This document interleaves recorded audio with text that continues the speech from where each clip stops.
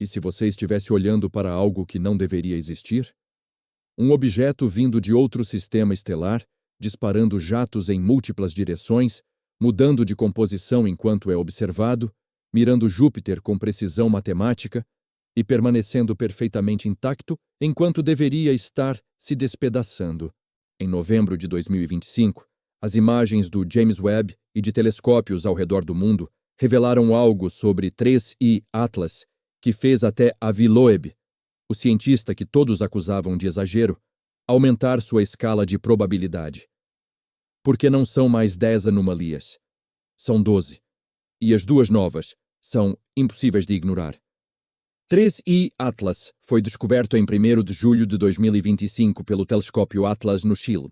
O terceiro objeto interestelar confirmado atravessando o nosso sistema solar, depois de Oumuamua e Borisov. Mas desde o primeiro dia ele era diferente, viajando a 246 mil km/h no periélio, com uma órbita hiperbólica de excentricidade 6.139, a mais alta já registrada. Mais rápido, mais massivo, mais estranho. O James Webb apontou seu NIRSPEC para o cometa em 6 de agosto. Hubble capturou imagens em julho. SpaceX, Gemini South, telescópios em Marte, na Europa, na Tailândia, no Novo México, todos focados neste visitante que não deveria estar aqui. Se você já está sentindo aquele arrepio e quer que eu continue destapando essas descobertas que a NASA quase não divulga, esmaga o like agora e ativa o sininho.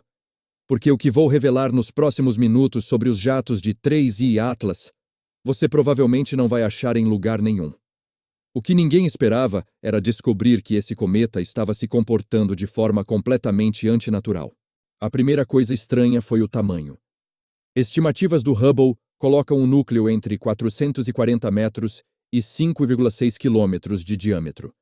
Massa mínima, 33 bilhões de toneladas. Isso é 1.000 a 1 milhão de vezes mais massivo que Oumuamua e Borisov. Deveria ser impossível. Objetos interestelares desse tamanho são raríssimos. Estatisticamente, deveríamos ter detectado 100 mil objetos menores antes de encontrar um desse porte. Mas detectamos apenas 2 antes dele, como se o universo tivesse enviado o maior primeiro. Mas aqui está o problema. 3I Atlas estava brilhando rápido demais.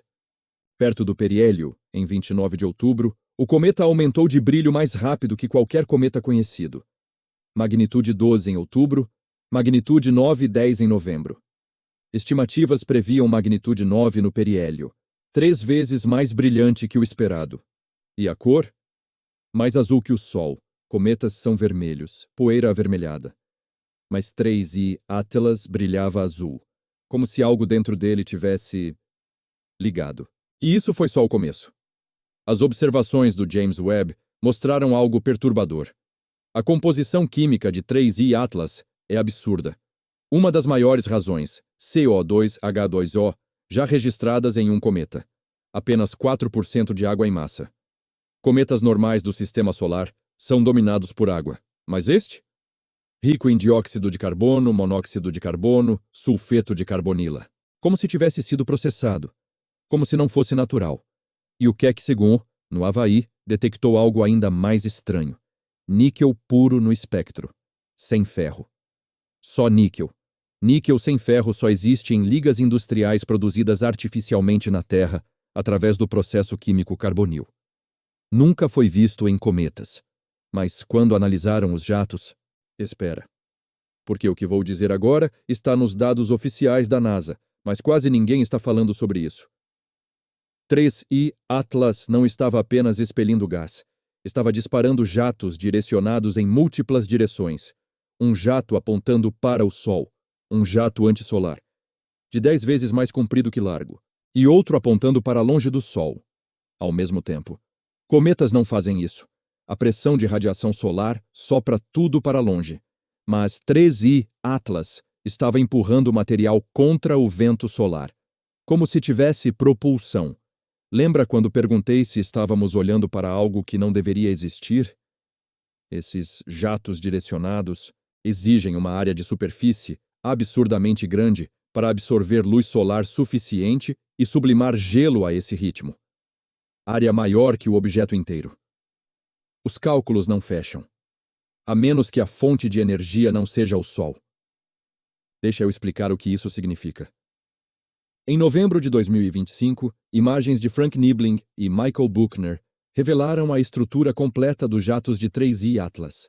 O jato antissolar se estendia por mais de 1 milhão de quilômetros. A pressão de impacto desses jatos era 1 milhão de vezes maior que a do vento solar. 1 milhão de vezes. Isso significa uma taxa de perda de massa de 50 bilhões de toneladas por mês. Quase toda a massa estimada do cometa, em um mês. E aqui está a parte que deixou os cientistas em silêncio. 3I Atlas não estava se fragmentando. Cometas que perdem massa assim se desintegram, explodem, viram pó.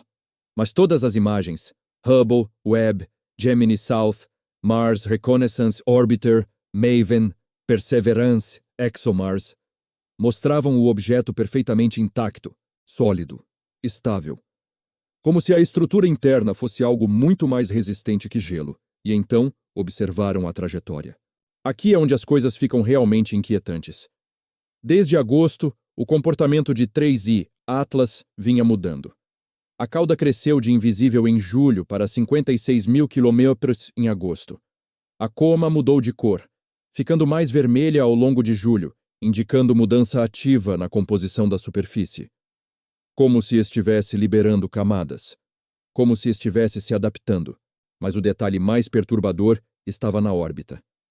Quando os cientistas calcularam a aceleração não gravitacional de 3I Atlas, pequenas mudanças causadas por escapes de gás, os números eram consistentes, normais, até outubro. E então algo mudou. A trajetória ajustou, levemente, o suficiente para alterar a distância do periélio de Júpiter de forma precisa. Em 16 de março de 2026, 3I Atlas passará a 53.445 milhões de quilômetros de Júpiter. A margem de erro, 0,06 milhão de quilômetros. E sabe qual é o raio de Hill de Júpiter? A distância onde a gravidade de Júpiter domina sobre a do Sol?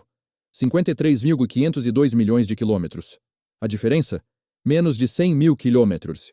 Em uma jornada de bilhões de anos através da galáxia, 3I Atlas vai passar exatamente no raio de Hill de Júpiter, onde você colocaria satélites artificiais se quisesse que orbitassem Júpiter indefinidamente, nos pontos de Lagrange, L1 e L2.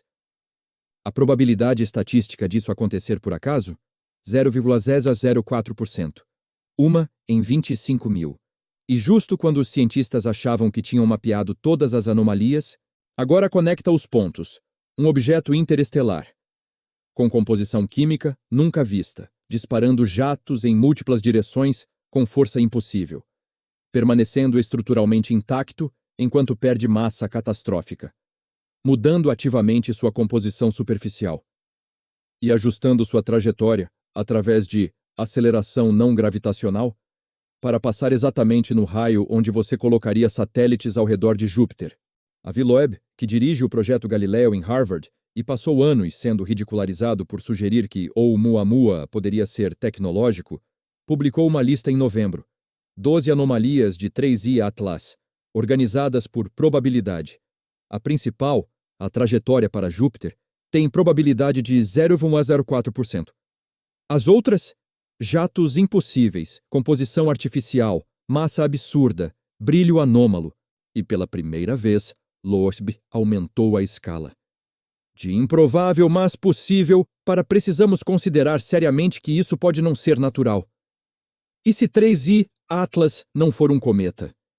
E se for uma nave-mãe projetada para semear Júpiter com dispositivos tecnológicos? Pensa nisso por um momento. Júpiter é o planeta mais visível do Sistema Solar de longe. Se você fosse uma civilização que enviou sondas há bilhões de anos, antes da Terra ter vida multicelular, Júpiter seria o alvo óbvio. Grande, estável, com luas que poderiam abrigar oceanos. E se a missão fosse deixar satélites nos pontos de Lagrange para observar o sistema por eras? Os dados não mentem. A trajetória é precisa demais. Os jatos são fortes demais. A composição é errada demais. E aqui está o mais perturbador. A sonda Juno está orbitando Júpiter agora. Em março de 2026, quando 3I Atlas passar, Juno poderá detectar qualquer novo objeto orbitando Júpiter, objetos que não enviamos. E se encontrarmos satélites tecnológicos de Júpiter que não são nossos, significa que Júpiter é de interesse para uma civilização extraterrestre e que essa civilização não está interessada em nós. Não há satélites similares perto da Terra.